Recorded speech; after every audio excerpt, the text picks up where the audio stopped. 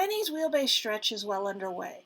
This Iron Rock off-road kit is for an LJ, netting her around a 10-inch additional wheelbase stretch. IRO makes a great upgrade kit, and we were fortunate to find a lightly used version.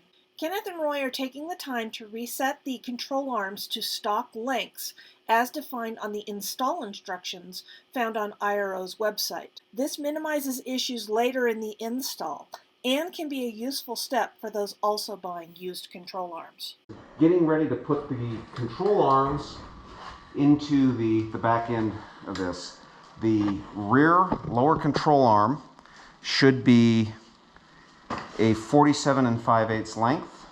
The rear upper control arm should be 47 3/8 length. That's measured on the short side.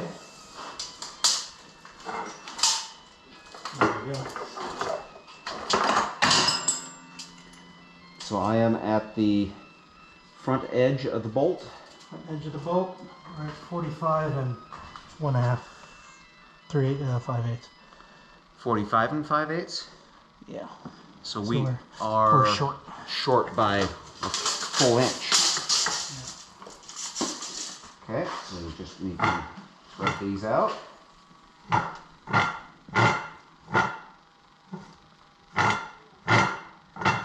That's 10 turns. That's probably way more than we need. Actually, hang on. Take them apart. Let's set the first one up.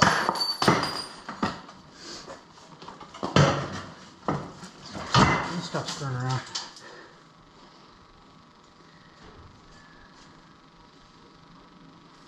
.46 and just shy of 1/2 inch. So still too short.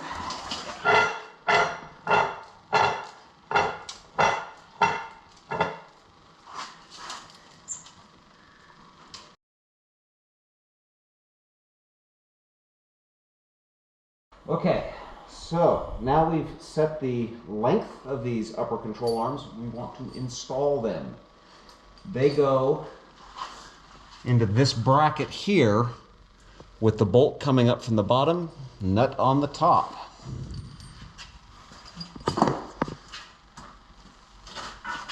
And they need to be oriented so that the curve points up.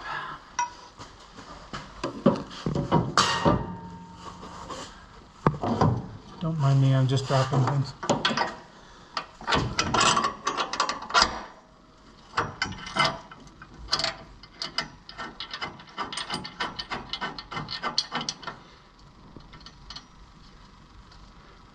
That's the first one.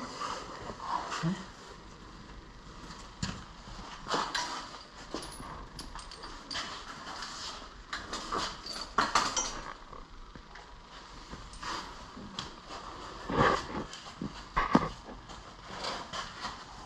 Get that line out of the way. Yep.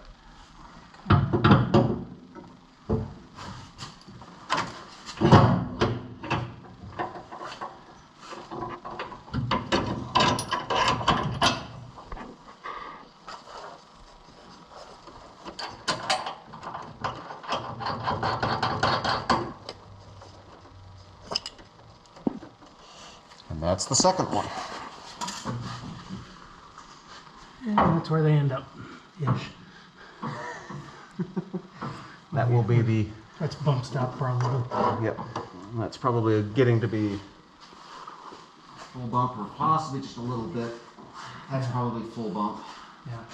About there. Okay. So the curvature of these arms to clear the floor fan of the Jeep up here. And of course, you can't have the gas tank in the way. And you cannot have a gas tank in the way. That's why it's right there.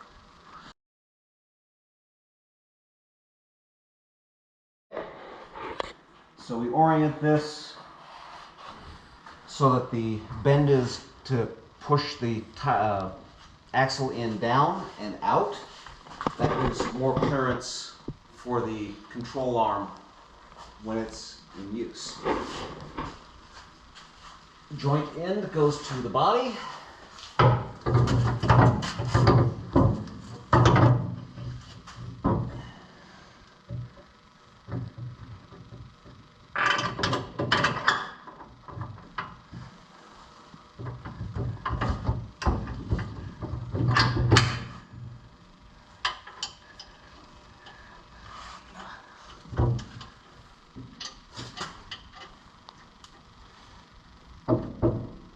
look at all that droop. Yeah. And look at how it's going to hit the lift arm. Well, we can drop it and reposition things. You're going to want to drop it to get closer to the axle anyway.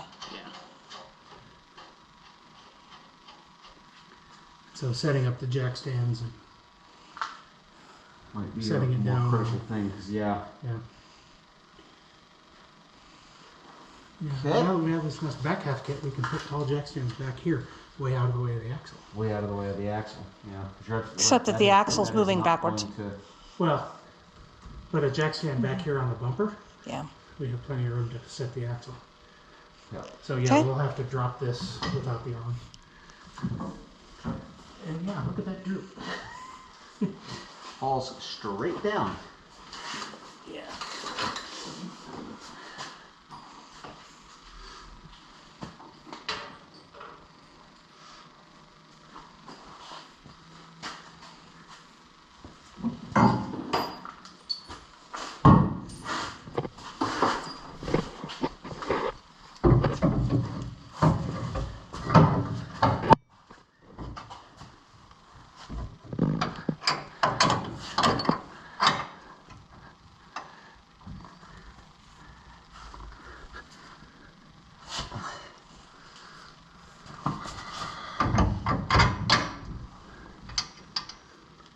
They've left these convenient access holes for the nut on the back side, without which you'd be pretty much out of luck. Okay, so that's the rear. Control arms. So working on the front to hang the front upper control arm, there is a clearance issue between the bolt on the bracket and the floorboards. It's noted in the instructions that you may need to move the floorboards up slightly to provide clearance for the nut, the bolt, the washer in here.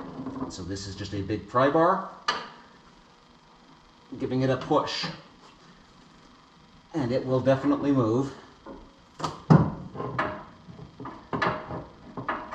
The idea is to try not to push too much in one spot, that you create other problems. That should give us enough space. Okay. Grab a bolt. There's a bolt.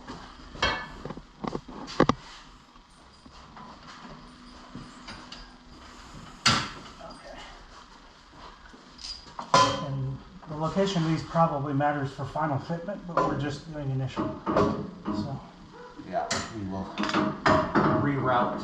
yeah, and I can't see where that's going. I'll Vent just hoses. slip away. It's up a little bit. There it is.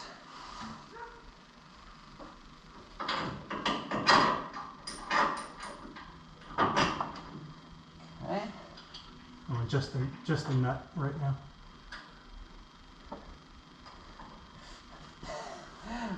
But I have the washer in there. The bolt's a little short.